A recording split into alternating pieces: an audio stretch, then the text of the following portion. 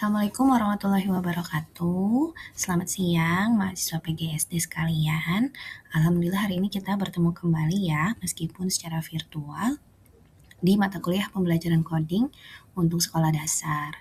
Nah, topik kita kali ini adalah membangun pola pikir anak melalui logika dan algoritma untuk siswa sekolah dasar. Jadi hari ini kita tidak belajar jadi seorang teknisi komputer ya, tapi lebih ke belajar menjadi arsitek pola pikir untuk anak didik kita. Sudah siap? Ayo kita mulai. Nah, kira-kira kenapa ya kita harus mengajarkan algoritma sejak dini? Nah, ini ada beberapa poin penting yang harus kita ingat. Yang pertama, algoritma itu bukan sekedar bahasa pemrograman atau kode-kode di layar komputer. Algoritma itu tentang computational thinking, seperti yang sudah kita bahas ya di 2 pertemuan ke belakang. Algoritma ini salah satu pilar dari CT. Nah, dengan mengajarkan algoritma, sebetulnya kita mengajarkan anak-anak untuk tahu cara berpikir, bukan sekedar memikirkan apa yang disuruh aja sama gurunya. Algoritma ini juga melatih anak untuk menyelesaikan masalah kompleks dengan memecah masalah yang mereka hadapi menjadi langkah-langkah kecil yang terstruktur dan logis. Intinya, kalau kita ngajarin algoritma, sebetulnya kita membekali mereka untuk memecahkan masalah mereka sendiri ya, dengan lebih efektif dan efisien. Next. Nah, tadi ada kata kunci ya. Algoritma itu memecahkan masalah secara logis. Nah, berarti ada kata kunci logis di situ ya, atau kata bendanya logika. Nah, logika ini awalnya diperkenalkan oleh Aristoteles beberapa ratus tahun sebelum Masehi. Nah, beliau memaknai atau mendefinisikan logika sebagai penalaran atau suatu bentuk pemikiran. Juga bisa didefinisikan sebagai ilmu yang memberikan prinsip-prinsip untuk berpikir secara valid dan mengikuti aturan-aturan tertentu. Nah, kalau ke anak sekolah dasar, tentu kita tidak bisa menjelaskan logika dengan bahasa yang seperti itu ya. Nah, kita bisa menggunakan bahasa yang mudah dipahami oleh anak. Bisa kita sampaikan bahwa logika itu berpikir seperti seorang detektif untuk menemukan kebenaran dari sebuah petunjuk atau untuk sampai ke satu tujuan dengan mengikuti petunjuk-petunjuk yang ada di jalan, gitu ya. Nah, kira-kira kalau kalian harus menjelaskan kata logika ke anak kelas 2 SD kira-kira ya, tanpa menggunakan kata-kata yang sulit, analogi apa yang bisa kalian gunakan selain detektif? Coba jawab. Berikutnya, algoritma itu juga istilah yang dikenalkan oleh ilmuwan muslim ya pertamanya, yaitu oleh Al-Khwarizmi. Nama lengkapnya Abu Ja'far Muhammad Ibnu Musa Al-Khwarizmi di tahun 825 Masehi, jadi udah lama banget. Nah, beliau menyampaikan bahwa algoritma itu adalah langkah-langkah yang dilakukan agar solusi masalah dapat diperoleh secara berhingga dan berakhir.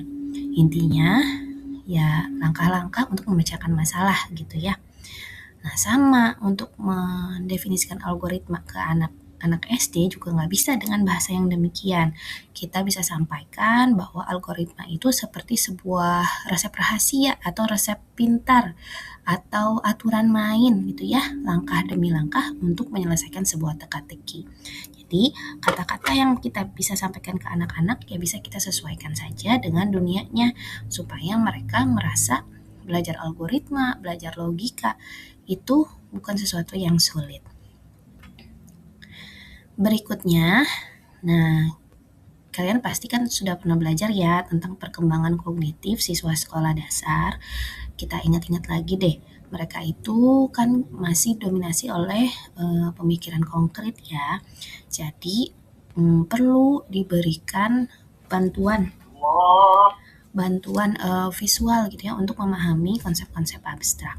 Atau kita bisa bilang anak SD itu adalah pembelajar visual. Makanya kita nggak bisa ngajarin flowchart, ngajarin algoritma atau mengajarkan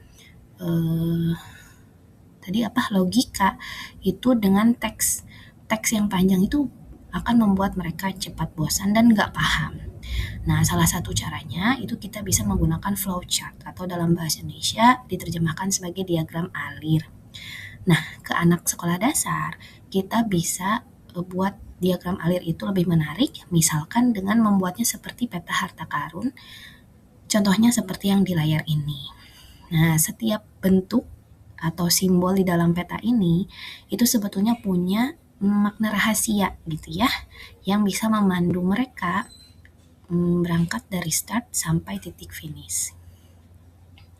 Oke, kita next. Nah, kalau kalian perhatikan tadi di petanya itu ada bentuk-bentuk khusus ya. Nah, itu sebetulnya adalah simbol dasar flowchart atau tools atau peralatan yang kita gunakan pada saat kita menyusun algoritma. Sebetulnya ada banyak, tapi yang dasar itu ada 4 ini ya. Mulai dari yang bentuknya elips atau lingkaran, ini disebut sebagai terminal.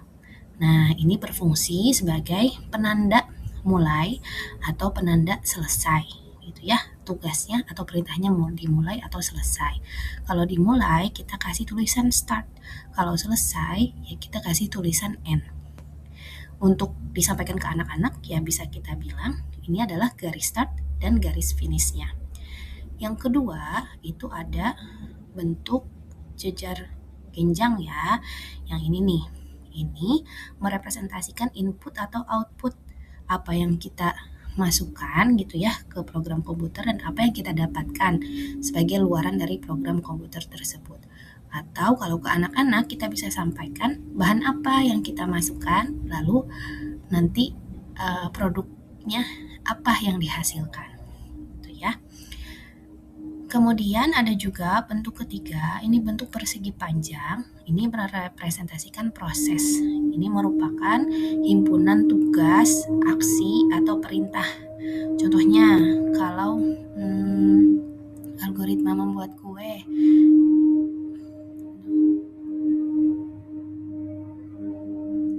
sebentar ya, agak berisik. Nah, algoritma membuat kue itu contohnya di bagian kotak atau persegi panjang ini itu adalah waktunya untuk mengaduk adonan. Terakhir ada simbol berupa belah ketupat, kemudian ada panah bercabang ini ya, ada ya dan juga tidak. Y itu ya, T itu tidak ya. Ini merepresentasikan keputusan atau decision.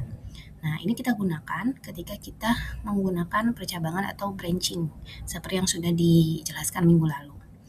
Contohnya, kalau ke anak-anak bisa kita analogikan seperti kita jalan-jalan nih, terus ketemu persimpangan jalan. Kita mau pilih ke kiri atau ke kanan, itu kan sesuai kondisi ya, sesuai kita tujuannya mau kemana. Atau mau bawa payung atau enggak nih, sesuai kondisi kan, mendung atau tidak. Gitu. Next lagi. Kemudian, algoritma juga punya 3 pilar utama. Nah, setiap program atau rutinitas kita sehari-hari sebetulnya dibangun atas 3 struktur dasar ini juga. Ada sekuensial, ada percabangan, ada perulangan. Nah, ini sama aja sebetulnya dengan yang disampaikan di minggu lalu. Contohnya ya, nah ini. Struktur sekuensial itu alurnya mengalir secara berurutan dari atas ke bawah tanpa adanya percabangan atau pengulangan. Nah, jadi kalau ke anak-anak ngajarinnya ya kalau dikasih urutan untuk melakukan sesuatu, yaitu dilakukan secara berurut aja, mulai dari tahap pertama, tahap kedua, tahap ketiga. Yang penting nggak ada yang kelewat, gitu ya, mulai dari start sampai finish. Yang kedua adalah struktur percabangan atau branching. Nah, ini kita gunakan ketika kita dihadapkan pada suatu kondisi dengan dua pilihan, ya atau tidak gitu ya, benar atau salah. Atau dalam bahasa pemrograman itu atau di Scratch gitu ya contohnya, itu nanti ada blok kode dengan tulisan if then else. Nah, Ini sama ya seperti yang tadi dijelaskan, ke anak-anak ngejelasinnya ya bisa dengan analogi persimpangan jalan, atau analogi kondisi cuaca gitu ya, atau analogi lainnya yang berkaitan dengan keseharian siswa. Nah, ternyata dengan mengajarkan percabangan ini, kita juga bisa mengajarkan kepada anak-anak untuk berlatih mengambil keputusan ya, dan juga bisa melatih analisis situasi gitu ya kepada anak-anak. Kita next lagi, yang ketiga ada looping atau struktur perulangan. Nah, ini ya mengulang seperti yang terlihat pada diagramnya ya. Ada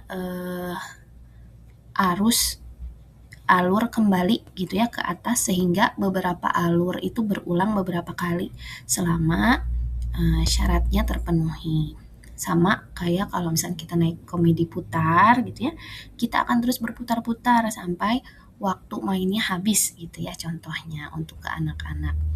Nah, di kelas ini juga bisa mengajarkan aspek afektifnya nih, yaitu mengajarkan aspek ketekunan gitu ya. Jadi kita bisa melakukan perulangan, itu sama saja dengan melatih perseverance atau ketekunan ya, secara tidak langsung. Nah, itu tadi konsep-konsep algoritma. Nah, sekarang coba kita refleksikan deh. Kira-kira gimana ya cara kita mempraktikkan 3 pilar tadi dalam aktivitas fisik di kelas sekolah dasar? Coba dijawab. Oke, berikutnya ini ada contoh sekuensial membuat minuman manis buat buka puasa contohnya ya, bikin teh manis nih. Nah, ini contoh algoritma yang dibuat dalam bentuk flowchart. Di sini ada simbol-simbol berupa bentuk yang tadi sudah disampaikan ya. Ada elips, kemudian ada jajar genjang, ada persegi panjang, dan seterusnya. Sini ada start, menyiapkan gelas, inputnya atau bahan-bahan yang kita masukkannya ada air, teh, dan gula. Lalu prosesnya atau actionnya adalah mengaduk, aduk perlahan dengan sendok hingga larut. Lalu outputnya, hasilnya itu apa? Teh manis gitu ya. Nah, terakhir kita tutup algoritma ini atau perintah ini dengan tanda selesai. Lalu ini ada contoh logika pertukaran misteri dua bejana. Nah, tantangannya adalah diberikan 2 buah bejana, yang satu berisi larutan warna merah, yang satu berisi larutan warna biru. Misinya adalah atau tantangannya adalah membuat langkah-langkah untuk menukar isi kedua bejana. Jadi, bejana A nanti isinya harus larutan warna biru, dan sebaliknya bejana B nanti larutannya harusnya berwarna merah. Nah, kemudian ada syarat nih, di sini ya ada kondisi yang harus dipenuhi, yaitu cairannya tidak boleh tercampur. Nah, kira-kira gimana coba caranya? Oke, nah ini salah satu contoh solusinya ya, yaitu menggunakan variabel bantuan. Di sini ada variabel yang dianalogikan dengan bejana C atau wadah yang ketiga ya, wadah C. Nah, si wadah C ini atau bejana C ini bisa kita gunakan untuk menyimpan sementara cairan, salah satu cairan ya dari bejana A atau bejana B. Di sini ada proses penyelesaiannya. Tuangkan isi bejana A ke dalam bejana C, jadi nanti A-nya kan kosong. Nah, terus tuangkan isi bejana B ke dalam bejana A. Nah, terakhir yang di C kita masukin ke B. Sehingga misinya selesai kan, jadi cairannya tertukar gitu ya, wadahnya. Nah, dalam coding atau pemrograman, bejana C ini kita sebut sebagai variabel. Jadi, nanti kita akan kadang-kadang menggunakan variabel ya ketika memprogram suatu perintah gitu ya. Nah, ini ilustrasinya. Nanti kita akan diskusi lebih jauh tentang variabel ini ya. Intinya dia memudahkan kita untuk menyimpan sementara data gitu, dan dia bisa kita ubah-ubah nilainya selama programnya berlangsung. Kita next lagi. Nah, jadi intinya untuk mengajarkan ke anak-anak tentang logika dan algoritma, kita bisa menggunakan sesuatu yang nyata ya. Intinya mengajarkan algoritma di SD itu bukan tentang mencetak programmer cilik, tapi tentang membangun sebuah pola pikir yang terstruktur, yang tangguh tadi ya, karena kita ada looping, pengulangan gitu ya, itu juga melatih perseverance atau ketangguhan dan juga kreatif. Nah, kita bisa gunakan benda-benda nyata, kita bisa gunakan permainan fisik, misalkan ada yang jadi robotnya, ada yang jadi programmernya, dan kadang kita juga bisa menggunakan cerita. Misalkan tadi ya ada peta gitu, seolah-olah eh, kita ada di dalam sebuah cerita seseorang yang ingin mendapatkan harta karun misalkan. Nah, nanti kalian bisa mengubah kelas itu menjadi ruang untuk memecahkan masalah. Itu kita bisa ubah ruangannya sedemikian rupa sehingga jadi peta besar misalkan gitu ya, ada titik finish, ada titik start di kelas itu yang bisa anak-anak tuju gitu ya. Intinya ya dengan mengajarkan algoritma ini sebetulnya kita sedang memberi kunci ya kepada anak-anak untuk uh, mereka mudah membuka banyak pintu gitu ya untuk memecahkan masalah. Jadi semangat terus untuk kita semua belajar, berkreasi, mengembangkan pembelajaran coding yang menarik. Nah, sambil kita juga belajar lebih jauh ya tentang coding ini di pertemuan berikutnya nanti. Untuk pertemuan kali ini, materinya cukup sampai di sini dulu. Semoga ada ilmu yang bermanfaat yang kalian dapatkan. Sampai jumpa lagi di pertemuan berikutnya. Terima kasih. Wassalamualaikum warahmatullahi wabarakatuh.